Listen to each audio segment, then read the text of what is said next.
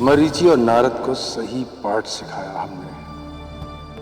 बहुत ऊंचे उड़ रहे थे दोनों, हमें सिखाने का प्रयास कर रहे थे। इस सम्राट दक्ष को हमने उन दोनों को प्रतीक्षा करने को कहकर भूमि पर उतार दिया। इस अपमान कर अपनी पराजय को लंबे समय तक याद रखेंगे दोनों।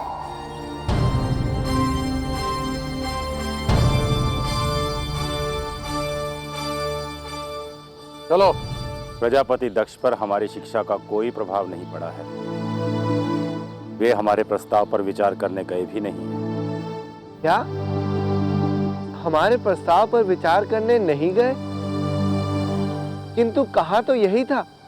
कहा अवश्य, किंतु सत्य तो यह है कि उन्हें हमारे प्रस्ताव पर विचार करने के लिए समय की आवश्यकता ही नहीं थी। उन्होंने तो अपने अभिमान की तुष्टि के लिए हमसे समय मांगा था, और वे इस बात से प्रसन्न भी हैं कि उन्होंने हमें प्रतीक्षा करने पर बाध्य कर दिया। कि प्रजापति दक्ष यहाँ से गए कहाँ होंगे?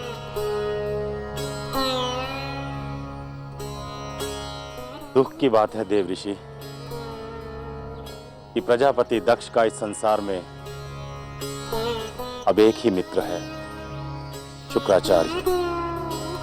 और शुक्राचार्य तो स्वयं ही देव शक्तियों में अपना विश्वास खो चुके हैं। किंतु वो जैसे भी हैं, प्रजापति दक्ष का एकमात्र सहारा है। महर्षि भृगु,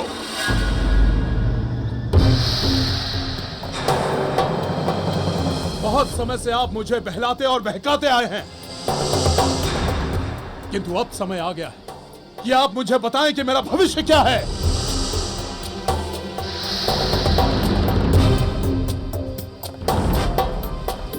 शुक्राचार्य, आपका इस प्रकार आक्रोश में मेरे आश्रम में आना और मुझसे इस प्रकार से बात करने का कारण मैं समझ चुका। कारण तो स्पष्ट है। जब सूर्यदेव ने मुझे श्राप दिया था, तब उन्होंने कहा था कि मैं दैत्य गुरु बनूंगा, और साथ ही भृगु पुत्र भी कहा था। तो अब मैं जानना चाहता हूं कि मेरे प्रारब्ध का यह लेख पूरा कब होगा। शुक्राचार्य, दैत्य गुरु के पद के लिए आपके अभिषेक में अभी समय है, किंतु लगता है दैत्यों का दैतव्य आपके सर पर अभी से सवार है, इसलिए आप इस प्रकार का आचरण कर रहे हैं। महर्षि, अब मेरे आचरण की बात कर रहे हैं? भूल गए आप कि स्वयं आप कितने लंबे समय से मेरे साथ शत्रुतापूर्ण व्यवहार कर रहे हैं। इसीलिए आप जानबूझकर मेरी इच्छा के विरुद्ध मुझे महाशक्तियों के सम्मेलन में लेके गए और वहां श्रापित और अपमानित करवाया आपने। लगता है दैत्य गुरु के संदर्भ में सुनकर आप उत्तेजित हो गए, किंतु शुक्राचार्य, आपको चाहिए कि आप इस संबोधन को सुनने का अभ्यास कर लें, क्योंकि भविष्य में संसार आपको इसी नाम से पुकारने वाला है। महर्षि, आप बार बार भविष्य की बातें करते रहते हैं, किंतु यदि आप सचमुच में भविष्य देख सकते हैं तो मुझे यह बताइए कि वो भविष्य कब आएगा जब पाताल के दैत्यों को जागृत करके मैं सूर्य के विरुद्ध अपना प्रतिशोध ले सकूंगा।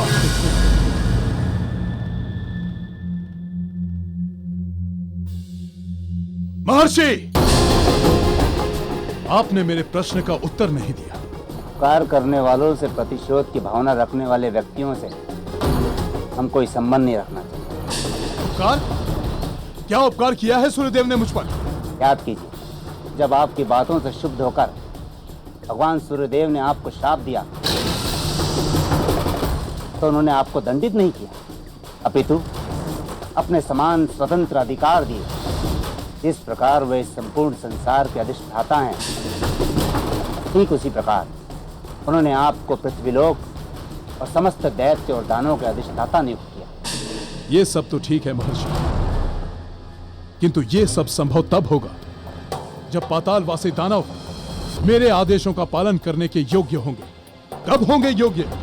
जब आपके परम मित्र दक्ष अपनी कन्याओं का विवाह महर्षि मरीचि के योग बल से उत्पन्न हुए पुत्र कश्यप से करवाएंगे। जब कश्यप और दिति का मिलन होगा तो इस पृथ्वीलोक का सबसे प्रथम दैत्य जन्म लेगा। इसका अपार तेज और आपकी आहुतियों द्वारा दी गई पुकार अचेत पातालवासी और दैत्य दानवों को जागृत कर देगी और आपके आदेश का वो पालन करने लगेगा। तो इसका अर्थ है कि प्रजापति दक्ष की पुत्रियों का विवाह ऋषि कश्यप से होने पर ही मेरा सपना पूरा हो सकेगा।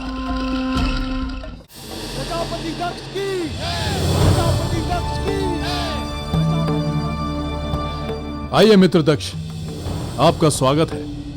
मैं आप ही की प्रतीक्षा कर रहा था। हम भी आप ही से मिलने आए थे मित्र। जब आप अपने लोक में नहीं मिले तो हमने अनुमान लगाया कि आप यहां मिलेंगे। आइए एकांत में वार्तालाप करते हैं। चलिए।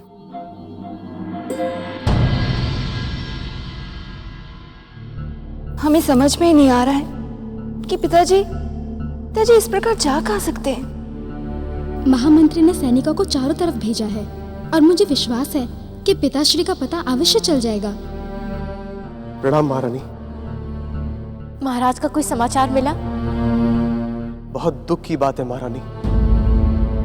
हमारे सैनिकों ने उन्हें चारों तरफ खोजा, किंतु उनका सूत्र तक नहीं मिल रहा है।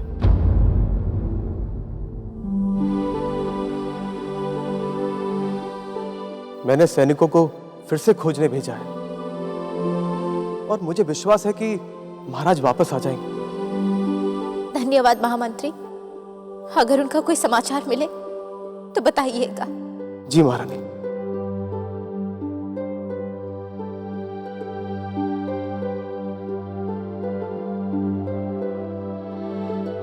अब आंसू बहाने से क्या मिलेगा माँ? पहले ही आपने पिताश्री को इतना दुखी कर दिया कि वे न जाने कहाँ चले गए, और अब स्वयं ही दुखी हो रही हो। हमने उन्हें दुखी किया? लाज आनी चाहिए तुम्हें दीदी, इस प्रकार की बातें करते हुए। दुखी उन्हें हमने नहीं, तुमने किया है। तुमने उनके सामने एक शर्त रख दी कि ऋषि कश्यप की पटरानी बनना चाहती हो, और वे तुम्हें इतना लाड करते हैं, इतना प्रेम करते हैं कि तुम्हारी इस अनुचित बात को भी मानने के लिए तैयार हो गए। ये सारा झगड़ा तुम्हारे इस दुराग्रह के कारण हुआ है। ये दुराग्रह नहीं, दूरंदेशी है। यदि मैंने अभी ऋषि कश्यप से अपनी इस बात के लिए हामी ना भरवाई तो बाद में मेरी भी दशा आपके जैसी हो जाएगी। पत्नी कम और सेविका अधिक।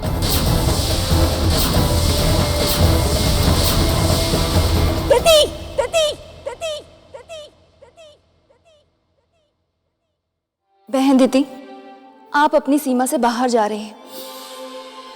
हमें कोई अधिकार नहीं है कि हम अपनी माताश्री से इस प्रकार बात करें। मुझे ये बताने के स्थान पर तुम अपनी सीमा में रहो तो अधिक अच्छा। पिताश्री ना जाने कहाँ है, किस दशा में है, और तुम मुझे शिष्टाचार सिखा रही हो। मुझे तो भय है कि कहीं पिताश्री ने आत्महत्या तो नहीं कर ली।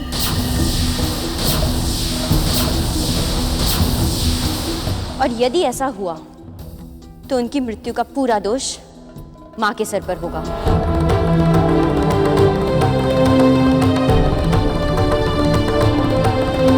हम तुम्हें आदेश देते हैं, अभी के अभी इसी वक्त हमारे कक्ष से बाहर निकल जाओ और फिर कभी इस कक्ष में ना आना। आप कौन होती है मुझे ऐसा आदेश देने वाली?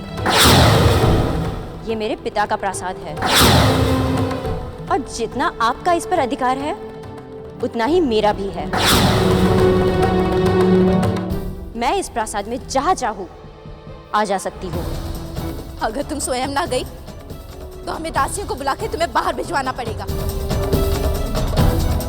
दासियों का इतना साहस कि मुझे यहाँ से निकाले? हाथ तो लगा कर देखे मुझे, मैं उनके हाथ ही कटवा दूंगी। बहन दीदी, यदि माँ तुमसे इस समय बात नहीं करना चाहती है तो तुम यहाँ से चली जाओ। जब उनका क्रोध शांत हो जाएगा तो आ जाना। हाँ, तो मुझे कौन सी पड़ी है यहाँ आने की? वैसे भी ये कक्ष तो तुम जैसे चाटुकारों का ही सबसे प्रिय है।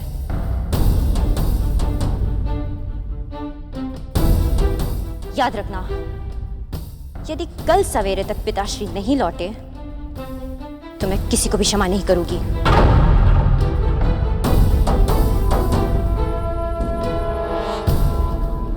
माँ, हमसे अवश्य ही कोई भूल हुई है जो भगवान सविता देव इस प्रकार हमारी परीक्षा ले रहे हैं। हमें उन्हीं की शरण में जाना चाहिए। हाँ, तुम सत्य कह रही हो। चलो उन्हीं की शरण में चलते हैं।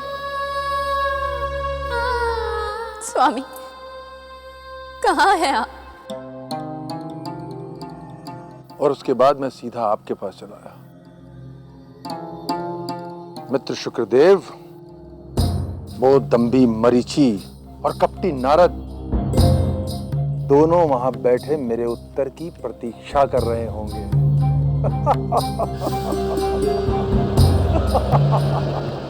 ये तो मूर्ख है, किंतु उसकी पुत्रियों का विवाह ऋषि कश्यप से होना मेरे लिए परम आवश्यक है।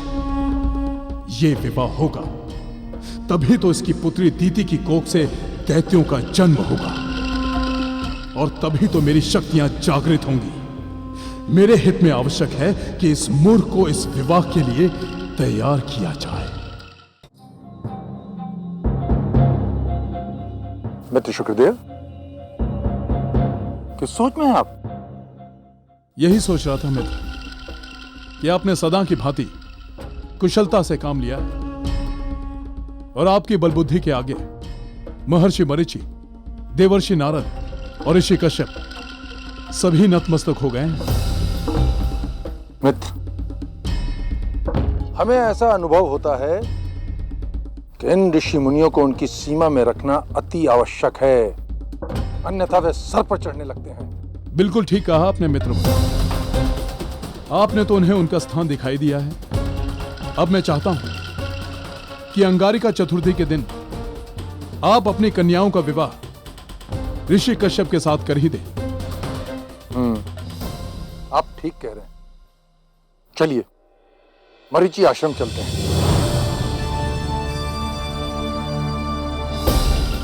मेरा इसके साथ वहां जाना ठीक नहीं होगा।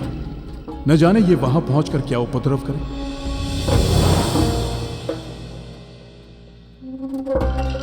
अब क्या हुआ मित्र, चलें? मित्र दक्ष, आपको वहां जाने की आवश्यकता ही क्या है? भूल गए आप पृथ्वी सम्राट हैं, कोई साधारण मनुष्य नहीं।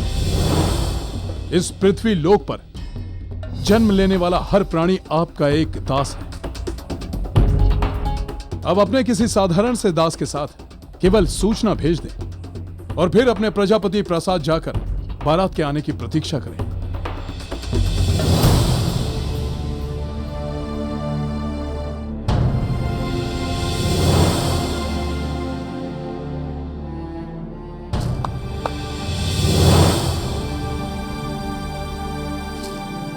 महर्षि मरीचि के आश्रम में जाकर उन्हें हमारा संदेश दो कि अंगारिका चतुर्थी को वो बारात लेकर हमारे प्रसाद पर आ जाएं। जाओ। जो आज्ञा महाराज। मित्र शुक्रदेव, हमारी पुत्रियों के विवाह के अवसर पर आप तो हमारे प्रसाद पर आएंगे ना? मित्र दक्ष, यह भी कोई कहने की बात है? आपकी पुत्रियां मेरी भी पुत्रियों के समान हैं। मैं अंगारिका चतुर्थी के पहले ही आपके प्रासाद अवश्य पहुंच जाऊंगा। ओम सूर्याय नमः। सूर्याय नमः। ओम सूर्याय नमः। ओम सूर्याय नमः। ओम सूर्याय नमः। ओम सूर्याय नमः।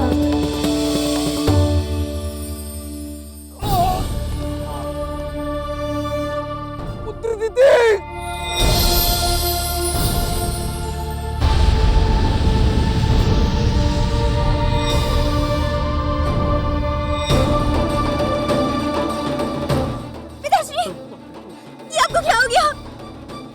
किसने ये दशा की आपके पिताश्री? कौन था वो? पानी पानी